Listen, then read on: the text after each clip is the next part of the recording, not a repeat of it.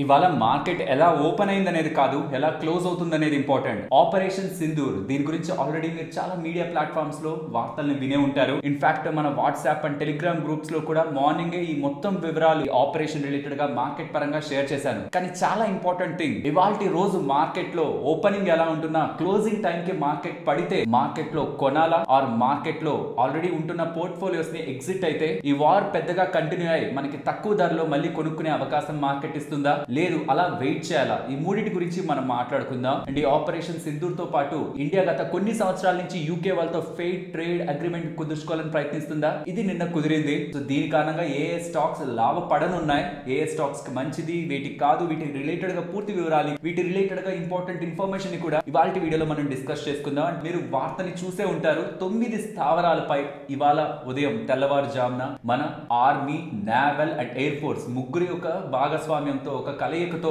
ఇవాళ ఉగ్రవాద స్థావరాలపై అటాక్ జరిగిందనేలా మీరు ఏదైతే చూస్తున్నారో ఇది వెల్ ప్లాన్డ్ అటాక్ అని అనాలి. ఎందుకంటే మోస్ట్లీ పాకిస్తాన్ అండ్ గ్లోబల్ గా ఉంటున్న చాలా నేషన్స్ అన్ని మాక్ డ్రిల్ చేయబోతుంది ఇండియా. ఎలాంటి మాక్ డ్రిల్ ఉంటుందని, మాక్ డ్రిల్ తర్వాత ఎటువంటి యాక్షన్ తీసుకుంటుందని ఒక థాట్ ప్రాసెస్ లో పెట్టి మాక్ డ్రిల్లే కదా ఇంకేముంటుందిలే పెద్దగా ఇప్పుడు సీరియస్ గా తీసుకోవాల్సిన నీడ్ లేదని ఫోకస్ అంతా మాక్ డ్రిల్ పైన పెట్టి ఆ మాక్ డ్రిల్ జరిగే మార్నింగ్ ఏదైతే ఇప్పుడు ప్లాన్ చేసిందో ఇండియా మాత్రం అది చాలా స్ట్రాటజిక్ గా జరిగింది. అండ్ జరిగిన ప్రాంతాలను కూడా మీరు గమనిస్తే సివిలియన్స్ ని కాకుండా, మిలిటరీని కాకుండా, వాళ్ళ ఎకానమీని టార్గెట్ చేయకుండా కేవలం ఎక్కడైతే మనకు ప్రాబ్లం ఉందో అక్కడే మేము అటాక్ చేసామనేలా మనకు అఫీషియల్ ప్లాట్ఫామ్స్ నుంచి ప్రతిసారి అప్డేట్స్ వస్తూ ఉండడం, ఇండియన్ గవర్నమెంట్ సైడ్ నుంచి కూడా మేము టార్గెట్ చేసింది ఉగ్రవాదుల్ని, టెర్రరిజం ని, అక్కడున్న కంట్రీని కాదు, అక్కడున్న ప్రజల్ని కాదు, అక్కడున్న ఎకానమీని కాదని పదే పదే మన గవర్నమెంట్ నుంచి బయటకు అప్డేట్స్ వస్తూ ఉండడం. వేరే దేశాలు కూడా పాకిస్తాన్ ఇప్పుడు సపోర్ట్ చేయాలంటే, ఇప్పుడు ఇండియా టార్గెట్ చేసింది ఉగ్రవాదం మీద కాబట్టి ఇప్పుడు పాకిస్తాన్ ని సపోర్ట్ చేయాలంటే మనం ఉగ్రవాదాన్ని సపోర్ట్ చేస్తున్నట్లు అనే ఒక క్వశ్చన్ మార్క్ ని కూడా వేరే దేశాల మీద ప్రెషర్ పెట్టడానికి ఇండియా వాడుతూ ఉండడం. డెఫినెట్లీ ఇది మనం ఒక స్ట్రాటజిక్ అటాక్ గానే చూడలేదు. డైరెక్ట్ గా కోపంతో రియాక్ట్ అయిన అటాక్ కాదు, వెల్ ప్లాన్డ్ గా రెస్పాండ్ అయిన అటాక్. దీనికి చెప్తున్నాను కదా, మనం ఒక దెబ్బ కొట్టగానే తిరిగి వెంటనే కొట్టేయడం కాకుండా ఎలా వెయిట్ చేసి ఎలా కొడితే మనకి ఎక్కువ ఇంపాక్ట్ ఉండకుండా వాళ్ళకి ఎక్కువ ఇంపాక్ట్ ఉంటూ వాళ్ళు బయటికి చెప్పుకోలేక, చెప్పుకున్న ఇరు దేశాలు సపోర్ట్ చేయలేక ప్రాబ్లం ఎలా ఫేస్ చేసేలా వాళ్ళని కార్నర్ చేయొచ్చు అని చేస్తున్న అటాక్ లా అనుకోవాలి. అండ్ దీంట్లో ఏదైతే ఇప్పటి వరకు జరిగిందో, ఇప్పటి వరకు అయితే మన ఇండియా రిలేటెడ్ గా ఆర్మీకి ఎటువంటి పెద్ద నష్టం ఆర్ మనకి ఇంపాక్ట్ కలుగుతున్నట్లేదు. అండ్ ఫ్యూచర్ లో కూడా మన ఇండియన్ ఆర్మీ రిలేటెడ్ గా ఏవి కాకూడదని మనందరి ప్రేయర్స్ కూడా మన ఇండియన్ ఆర్మీ త్రివిధ దళాలకి ఉండాలనేలా మనమంతా కోరుకుంటూ ఇప్పుడు మార్కెట్ రిలేటెడ్ గా ఎలాంటి ఇంపాక్ట్ ఉంటుందో చూద్దాం.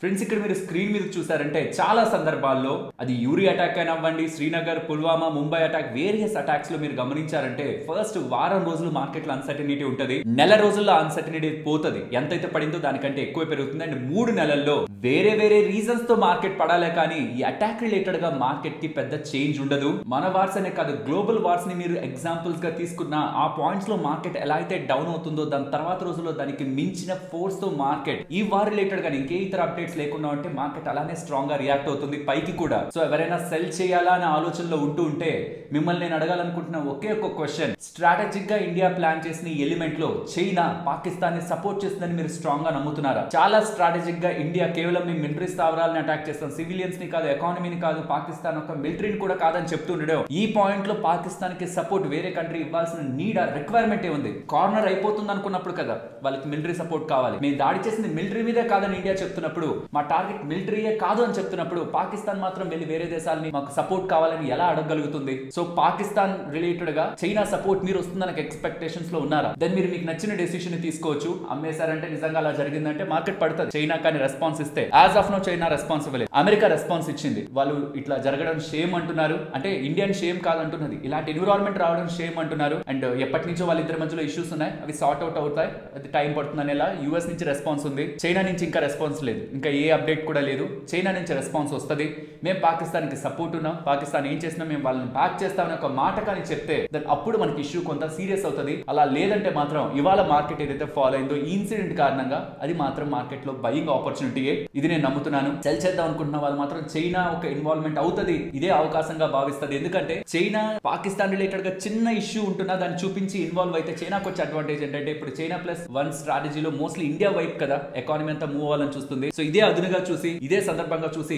ఇండియాని వెనక్కి లాగాలనే ప్రయత్నం చైనా చేయాలనుకుంటే దట్ ఇన్వాల్వ్ అయ్యే అవకాశం ఉంటుందన్నమాట. మొత్తం గ్లోబల్ గా చైనా కాకపోతే ఇప్పుడు ఇండియా అండ్ ఇతర Asian south east Asian countries related గా మ్యానుఫాక్చరింగ్ ఏదైతే మూవ్ అవుతుందో దీన్ని ఆపాలన్నా ఇండియన్ జీడిపి గ్రోత్ ని మరి అంత పెరగకుండా కొంచెం వెనక్కి నెట్టాలన్నా ఇది డెఫినెట్లీ మంచి ఆపర్చునిటీ చైనాకి. కానీ అలాంటి అవకాశం కూడా ఇవ్వకుండా చాలా స్ట్రాటజిక్ గా మన ఇండియన్ ఆర్మీ వాళ్ళు అలాంటి ప్లాన్ చేస్తుండడం మాత్రం డెఫినెట్లీ మనం అప్రిషియేట్ చేయాలి. Stock market participant so China involvement అవుతుంది అనుకుంటే అది మీ డెసిషన్. నేనైతే అలాంటి ఛాన్సే మన ఇండియన్ గవర్నమెంట్ ఆర్మీ ఇవ్వలేదని అనుకుంటున్నాను. చైనా ఇన్వాల్వ్ అవ్వదు అనుకుంటే మాత్రం ఇవాళ ఏ ఫాల్ వచ్చినా సరే అది ఖచ్చితంగా మార్కెట్ లో బయింగ్ ఆపర్చునిటీ. మనకి తెలియదు ఇన్వాల్వ్ అవుతుందో తెలియదు, ఇన్వాల్వ్ అవ్వదో తెలియదు, మనకేం తెలుసు, మనం ఎలా గెస్ చేస్తాం అనుకుంటే కామ్ గా అలా ఉన్నాం అంటే ఈవెన్ చైనా ఇన్వాల్వ్ అయినా సరే విత్ ద టైం మార్కెట్ పడుతుంది, మళ్ళీ పెరుగుతుంది. నేనైతే మూడోది అనుకుంటాను మనకి నిజంగా వాళ్ళు ఇన్వాల్వ్ అవుతారా అవ్వరా. ఎందుకంటే చైనా ఇక్కడ పాకిస్తాన్ రిలేటెడ్ గానే కాదు ఇండియన్ ఎకానమీని వెనక్కి రాగాలని ఏమైనా ప్రయత్నించినా ఏదైనా డెసిషన్ తీసుకుంటుంది మనకు తెలియదు. కాబట్టి hold and wait for the long term. అలాగే నేను నరేంద్ర మోడీ గారు 2022 నుంచి మనం యూకే రిలేటెడ్ గా జరుపుతున్న ఫెయిర్ ట్రేడ్ అగ్రిమెంట్ రిలేటెడ్ గా ఫైనల్ కంక్లూజన్ అయితే అప్డేట్ చేశారు. ఒక ల్యాండ్ మార్క్ అగ్రిమెంట్. దీని కారణంగా ఏ రంగాలకు ఎలాంటి అడ్వాంటేజ్ ఉంటుందనేది ఇక్కడ మీరు స్క్రీన్ మీద గమనించవచ్చు. అండ్ డైరెక్ట్ స్టాక్స్ రిలేటెడ్ గా మాట్లాడుకుంటే నేను ఫర్దర్ గా దీని రిలేటెడ్ గా స్టడీ చేస్తున్నాను. బట్ ఈ లోపే మార్కెట్ లో రియాక్షన్ ఉంటుంది కాబట్టి ఎకనామిక్స్ టైమ్స్ కి సంబంధించిన యాంకర్ షేర్ చేస్తున్న డేటా వాళ్ళు ఏం చెప్తున్నారంటే యునైటెడ్ స్పిరిట్స్ కి ఇది పాజిటివ్ అని, బికాస్ వాళ్ళు ఇంపోర్ట్ చేసుకుంటున్నారు. అదే డొమెస్టిక్ గా ఉంటున్న ఈ ఆల్కహాల్ ప్లేయర్స్ కి negative, including global spirits, Radico Khaitan, క్రికెట్లీ ఆగ్రో అనేలా చెప్తున్నారు. బట్ నా పర్సనల్ ఒపీనియన్ డొమెస్టిక్ గా ఉంటున్న వాళ్ళకి అంత బిగ్ నెగిటివ్ కాదు, అలాగే గ్లోబల్ గా ఉంటున్న ప్లేయర్స్ కి అంత పెద్ద పాజిటివ్ కూడా కాదు. ఐటీ స్టాక్స్ రిలేటెడ్ గా పాజిటివ్ అంటున్నారు. టెక్స్టైల్ కంపెనీస్ కి యాక్చువల్లీ మెయిన్ అడ్వాంటేజ్ ఎంత టెక్స్టైల్ కంపెనీస్ కి. అండ్ ఎక్స్పోర్ట్స్ యూకే బేస్డ్ గా ఎక్స్పోర్ట్స్ చేస్తున్న Titan, Vaibhav Global, Rajesh Exports కి మంచిది అంటున్నారు. అండ్ ఫార్మా కూడా అక్కడ ఎక్స్పోర్ట్స్ ఉంటున్న pharma, doctor Reddy, Cipla, Lupin, Aurobindo pharma, Sun Pharma కి. కన్స్యూమర్ రిలేటెడ్ గా ఉంటున్న ADF Foods, Tata Consumer, LT Foods, KRBL, Venky's, ITC, Avanti Feeds కి మంచిది అంటున్నారు. అండ్ జేఎల్ఆర్, టాటా మోటార్స్ పరంగా మేజర్ అడ్వాంటేజ్ కలిగే అవకాశం ఉంది. ఈరోజు స్టాక్ కూడా పెరిగే అవకాశం ఉంది టాటా మోటార్స్ పరంగా. And Bharat forge, endurance tech, Sundaram fasteners వీటికి కూడా ఆఫ్టర్ టెక్స్టైల్స్ నేను ఈ రంగానికి ఇంకొంచెం అడ్వాంటేజ్ ఉంటుంది అనుకుంటున్నాను. ఎల్ఎన్టీ, థర్మాక్స్, కమిన్స్, ఏబీబీ వాళ్ళకి సంబంధించి కూడా పాజిటివ్ అని. బాటా, రిలాక్సో, లిబర్టీకి సంబంధించిన అంటే ఎక్కడైతే వాళ్ళకి ఎక్స్పోర్ట్స్ ఉంటాయో వాళ్ళకి కూడా పాజిటివ్ అని. యూకే బేస్డ్ గా మెడికల్ డివైజెస్ ఇస్తున్న పాలీమెడిక్యూర్, టార్సన్స్, ఇండిజిన్ వాళ్ళకి కూడా పాజిటివ్ అనేలా ఈ స్టాక్స్ కి అడ్వాంటేజ్ ఉంటుందనేలా ఎకనామిక్స్ టైమ్స్ కి సంబంధించిన యాంకర్ అయితే షేర్ చేస్తున్నారు. ఫర్దర్ గా దీని రిలేటెడ్ గా వర్క్ చేసి నేను చెప్పిన ఏరియాస్ ఉన్నాయి కదా, టెక్స్టైల్ కానివ్వండి, టాటా మోటార్స్ కి అడ్వాంటేజ్, అండ్ కొన్ని మెడికల్ రిలేటెడ్ గా ఉంటున్న, యూరోప్ రిలేటెడ్ గా ఫోకస్డ్ ఉంటున్న, మెడికల్ మీన్స్ ఫార్మా రిలేటెడ్ గాను అండ్ ఐటీ రిలేటెడ్ గాను కొంచెం వర్క్ చేయాల్సి ఉంది. వాటి యొక్క మార్కెట్ షేర్ యూరోప్ నుంచి ఎంత ఉంది, ఎవరికి ఎలాంటి అడ్వాంటేజ్ ఉంటుందని. బట్ ఈ లోపు మార్కెట్ లో రియాక్షన్ ఉంటుంటుంది కాబట్టి ప్రాబ్లీ ఈ నేమ్స్ ఎవరైనా ఇన్వెస్ట్మెంట్ చేసిన వాళ్ళు వీటి మీద రెడీ చేయడానికి యూజ్ అవుతుంది. ఈ డేటా షేర్ చేస్తున్నాను. అండ్ ఫైనల్ ఒక మాట చెప్పైతే ఎండ్ చేస్తాను. మనం ఇండియాలో ఇన్వెస్టర్స్ కి ముందు